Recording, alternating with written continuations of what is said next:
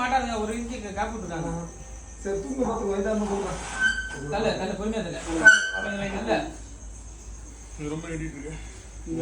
இந்த பக்கம் வருங்க. இந்த பக்கம் தலை இன்னும் கொஞ்சம் தலை தா போதும். அங்க உள்ள பாருங்க. இந்த பக்கம் வரணும்.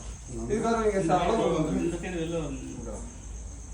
அளவு வந்து பாருங்க. கல் கல் கீழே இறக்குறாங்க. பாருங்க. நீங்க தான் மாட்டேங்குது. என்னடா?